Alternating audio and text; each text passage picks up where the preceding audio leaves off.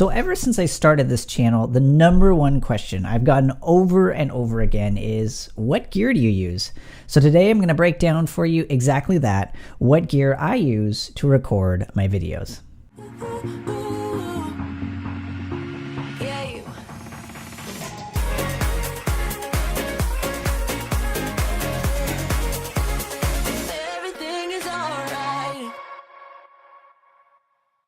Okay, so I have experimented with a pretty wide variety of different mediums for producing and providing content to my audience. So I've tried blog posts, which have, done all right. And then I've tried a podcast, which does pretty well. And in fact, that podcast is currently back up and running over at rightly.show. But I think for me, the most powerful platform, the most powerful medium to use in order to create useful content for people, I think has been proved for me over and over again to be video. And there's a number of different reasons for this. Video is very personal. You actually get to see the person who you are interacting with. You actually get to see their mannerisms, how they look, how they dress, the background, everything else. So there's a lot more of a personal connection that somebody can make with a video. The other reason why I really like video is because at my heart, I am a designer. I'm somebody who creates things that are visual, and it just helps to be able to show those things to you. Now, the podcast is still useful, and I like audio as a medium, particularly because you get to go a little bit more long form. Most people are willing to listen to a 45-minute to an hour podcast, whereas most of those same people may not be as willing to watch, say, a 45-minute to an hour long video. Okay, so in this video, what I wanted to do is just, like I said earlier, break down some of the core pieces of equipment that I use so that if you're interested in starting to do video content for your own platform, these are some different things to consider. Okay, so before I get to the specific pieces of equipment that I use to do my videos, one of the things that I do want to address is kind of a debate that goes back and forth regarding the quality of the video that you create.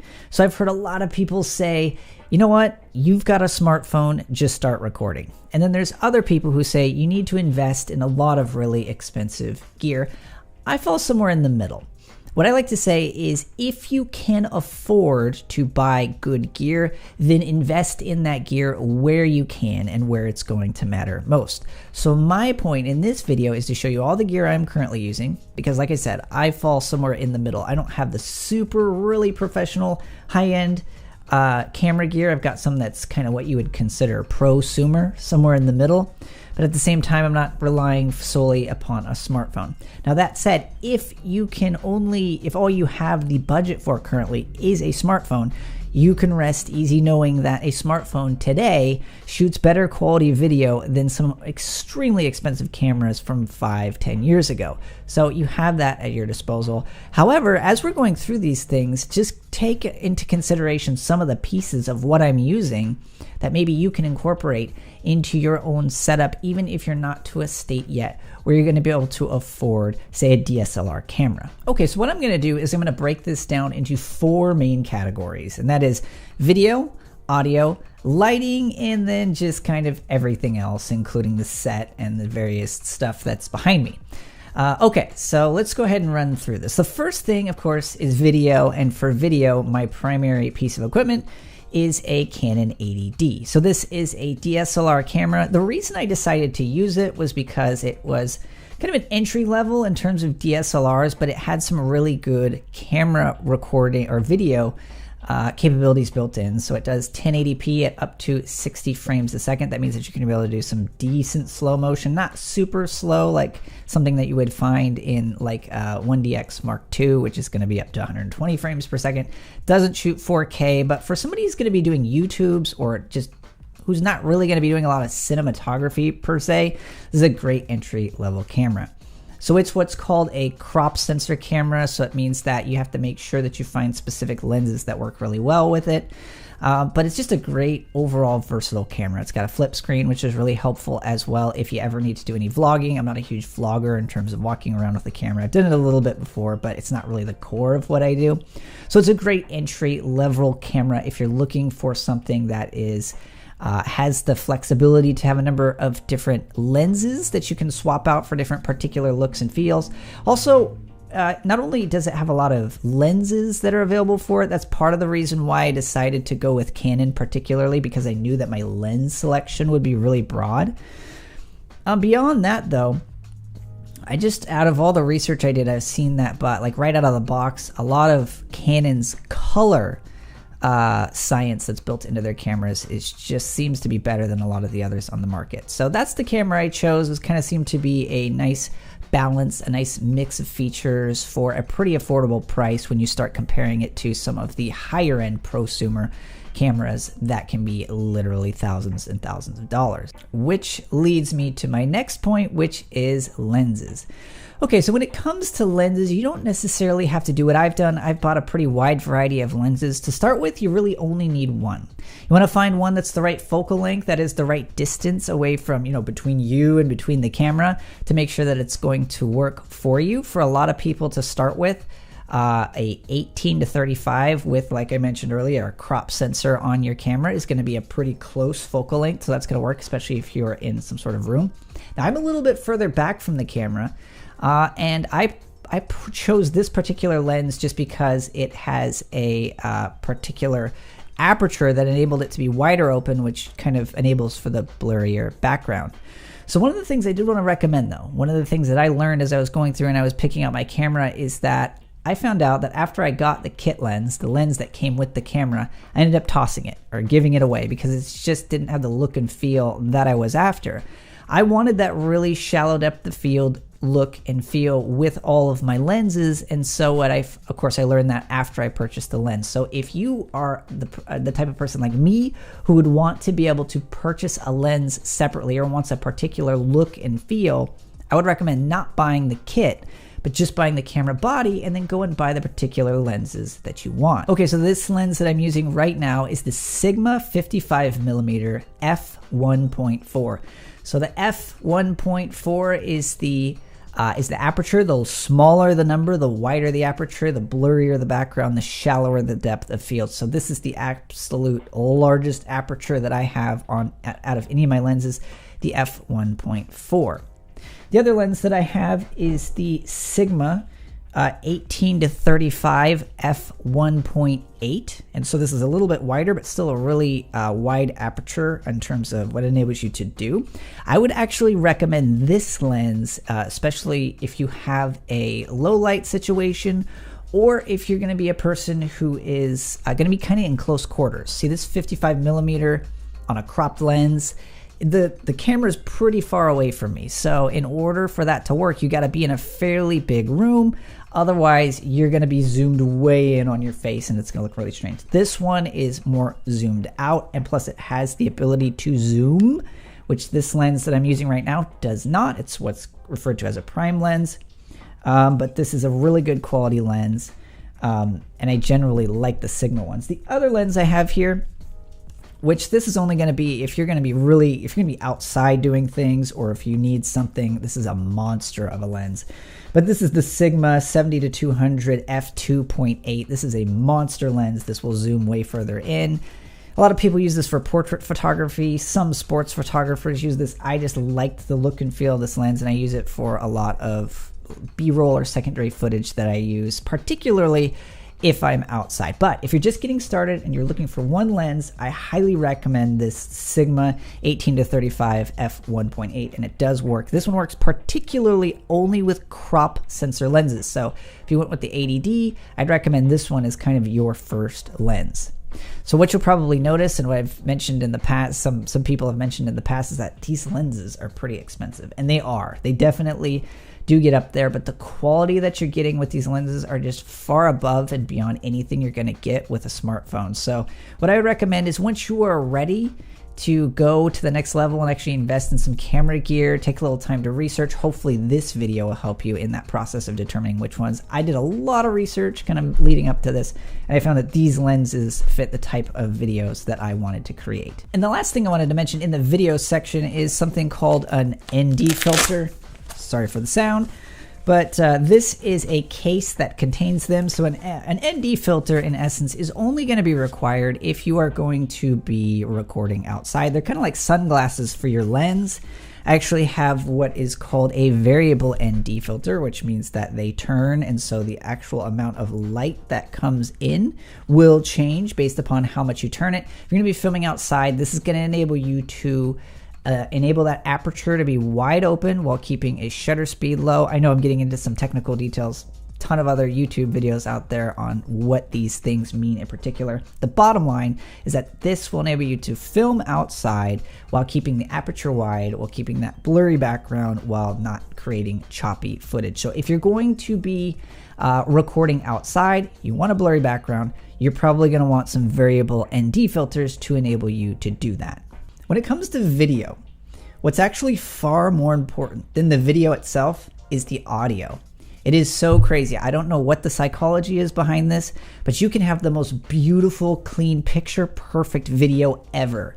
And if you do not have good audio, it will be off with people. Whatever it is, it's just not going to work.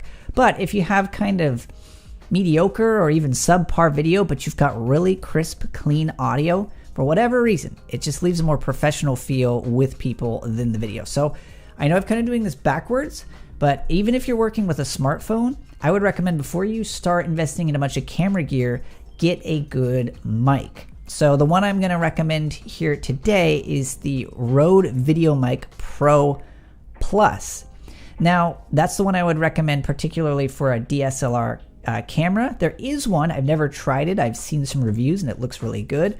It's a smaller version, and I think it's the Rode VideoMic, it's the Rode Video Micro, and it's really small and it works with a smartphone. It's got a little fuzzy thing known as a dead cat, which you can use to kind of defuse wind and that sort of thing if you're going to be filming outside. But what I would recommend is invest in some really basic audio gear first, or at least at the same time as you're investing in video gear. Okay, so Rode makes a lot of microphones. Like I said, I recommend, particularly if you're gonna be working with a DSLR, the Rode VideoMic Pro Plus. There is also a Rode VideoMic Pro, so don't be confused between those two. The difference between the two is extremely important because I've purchased both of them.